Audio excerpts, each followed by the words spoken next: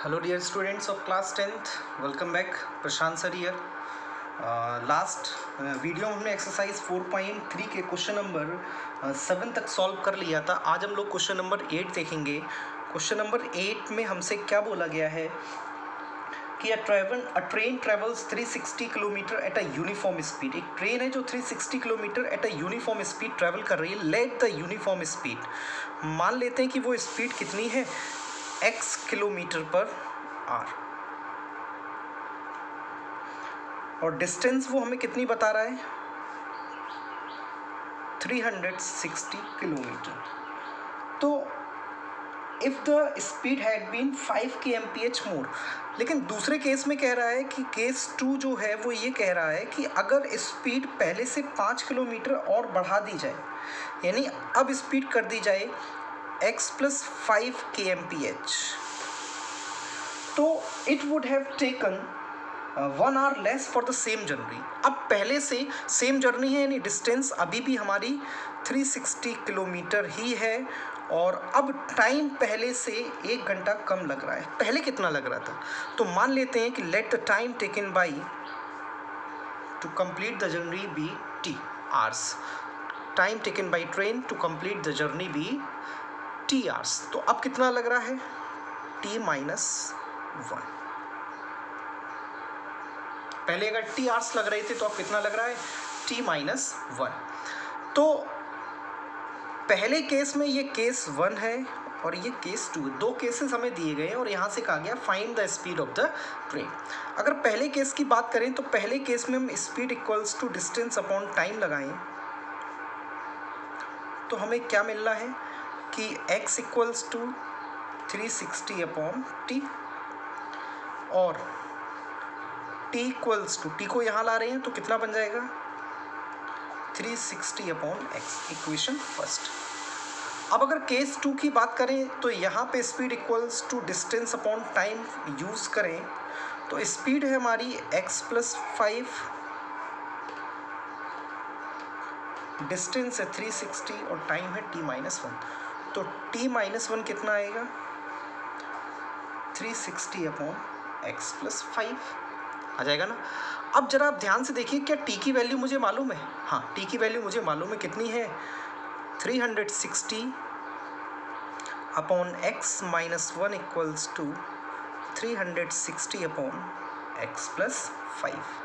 तो मैं इसको यहाँ ला रहा हूँ, 1 को वहाँ ले जा रहा हूँ, तो ये बना हमारे पास 360 upon x - 360 upon x + 5 equals to 1. तो आगे की कहानी इसमें जो है वो आपको मालूम ही है. ऐसे क्वेश्चंस को हम सॉल्व कर चुके हैं. एलसीएम लेना है, मल्टीप्लाई वगैरह करना है और इसे सिंप्लीफाई करके हमें x की वैल्यू फाइंड करनी है. अब सिंप्लीफाई के लिए आपके पास पहले क्वाड्रेटिक इक्वेशन होनी चाहिए, फिर आप उस क्वाड्रेटिक इक्वेशन को कैसे फैक्टराइज करेंगे, इट्स अपॉन यू. आपको डिसाइड करना है कि आप उसे कंप्लीटिंग स्क्वायर मेथड या फिर कैसे भी करें. नेक्स्ट क्वेश्चन है हमारे पास क्वेश्चन नंबर 9, जो काफ़ी इंपॉर्टेंट क्वेश्चन है. इसमें कहा गया 2 water taps together can fill a tank in 9:3 by 8 hours. बेटा यहाँ पे कुछ ऐसे कहा गया कि एक वाटर टैंक है जिसमें 2 टैप लगे हुए हैं.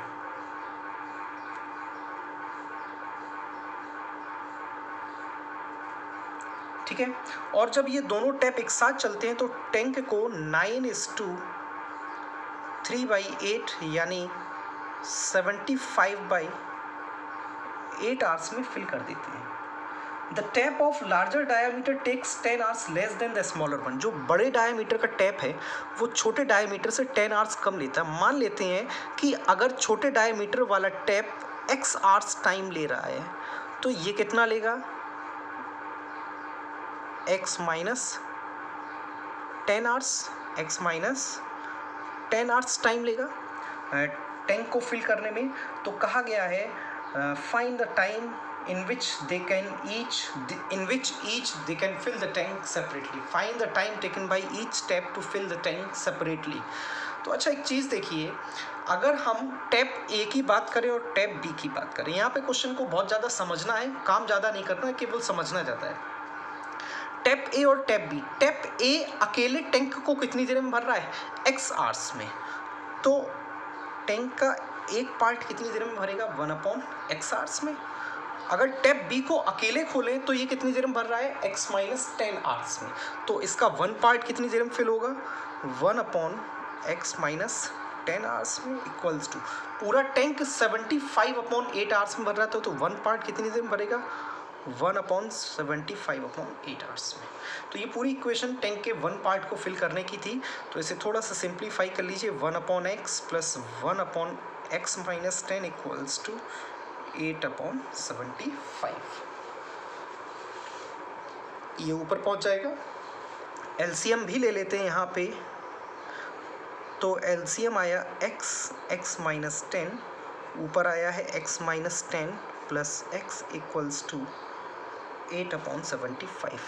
ये बन गया है dear students 2x - 10 upon x square minus 10x equals to 8/75। तो हम इसे सिंप्लीफाई करेंगे क्रॉस मल्टीप्लाई के through 8x square minus 80x equals to 150x minus 750। तो इसे हमने और सिंप्लीफाई कर लिया है 8x square minus 230x plus 750 equals to 0। यहाँ पे आई थिंक 2 से डिवाइड हो रहा है पूरी इक्वेशन में, तो ये बनी है 4x square minus 115x plus 375 equals to 0। तो इसको हम फैक्टराइज करते हैं 375 फोर्जा होगा 1500 और इसके फैक्टर्स निकल के आ रहे हैं 115। 4x square minus 100 plus 15x plus 375 equals to 0। तो ये बना 4x square minus 100x minus 15x plus 375 equals to 0। यहाँ पे पहले पार्ट में हमारे पास 4x कॉमन है, तो ये बचा है x माइनस 25 माइनस 15 कॉमन है, तो ये बचा x माइनस 25। एक आया है x इक्वल्स टू 25 आवर्स और एक आया है x इक्वल्स टू 15/4 आवर्स। अब जरा आप सोचिए 15/4 आवर्स का मतलब कितना है, अप्रॉक्सीमेटली 3 आवर्स सम मिनट्स। हम इसे सिंप्लीफाई करेंगे तो मान के चलिए 4 घंटे हैं। अगर यहाँ 16/4 होता तो ये कितना होता 4 आवर्स, यानी ये जो 4 घंटे में भर रहा तो ये कितनी देर में भरेगा माइनस में चला जाएगा, यानी ये आंसर एक्सेप्टेबल नहीं है। तो आंसर सही क्या है कि ये x की जो वैल्यू आई वो 25 घंटे में टैंक को फिल कर रहा है और x कौन था छोटा टैप A, यानी टैप A 25 आवर्स में भर रहा है तो टैप B 15 आवर्स में भरेगा, क्योंकि ये 10 आवर्स कम ले रहा है। कितनी देर में भरेगा 15 आवर्स में फिल करेगा टैंक को। तो आई थिंक ये क्वेश्चन आपको क्लियर हो गया होगा, ज़्यादा कुछ था नहीं, बस इसमें कॉन्सेप्ट समझना था हमें इस क्वेश्चन में। अगला क्वेश्चन देखते हैं। तो अगला क्वेश्चन कहा गया है एन एक्सप्रेस ट्रेन टेक्स, ये भी क्वेश्चन सेम वैसे ही है, ट्रेन का क्वेश्चन है, तो इस क्वेश्चन को हम लोग अटेम्प्ट नहीं करेंगे, ये आप खुद करिएगा। नेक्स्ट क्वेश्चन कहा गया है कि sum of the areas of 2 squares is 468 metre square. 2 squares हैं, मान लेते पहले स्क्वायर की साइड x है, दूसरे स्क्वायर की साइड y है, तो इनके एरिया का सम, एरिया स्क्वायर का क्या होता है साइड स्क्वायर का सम 468 है। फिर बाद में कहा गया if the difference of their perimeter is 24, इनके पेरीमीटर्स का डिफरेंस, इसका पेरीमीटर क्या होगा, किसी स्क्वायर का पेरीमीटर क्या होता है 4 इंटू साइड यानी 4x और इसका पेरीमीटर 4 इंटू साइड यानी 4y, दोनों का डिफरेंस कितना है 24 और मान के चल रहे हैं x ग्रेटर देन y है।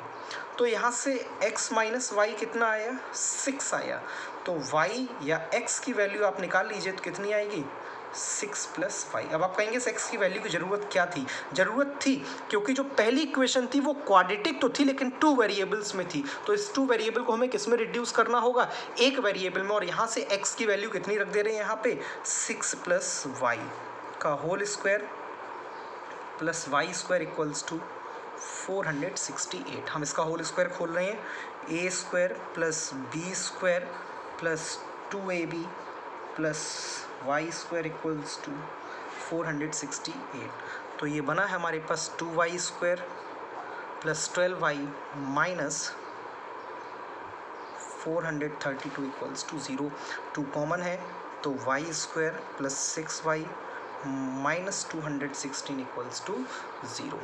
तो स्टूडेंट्स आई थिंक आपको ये चीज़ क्लियर हो गई होगी। आगे का काम आप कर लेंगे, कैसे भी करिए, middle term factorisation, splitting method और कंप्लीटिंग स्क्वायर क्वाड्रेटिक फार्मूला जो आपको मैं बता दे रहा हूँ, या फैक्टराइजेशन ज़्यादा इजी होगा मिडिल टर्म स्प्लिटिंग से। तो ये एक्सरसाइज आपकी कंप्लीट हो चुकी है। अब हम लोग अगली एक्सरसाइज की ओर बढ़ेंगे अगले वीडियो में। तो आई होप आपको ये एक्सरसाइज समझ में आ गई होगी। क्वेश्चंस को जहाँ तक कराया गया और जितना छोड़ा गया वो आप सॉल्व करिए, और अगर आपको फिर भी कोई डाउट हो रहा है तो आप ज़रूर पूछिए। तो स्टूडेंट्स आज के लिए इतने रखते हैं। Thank you.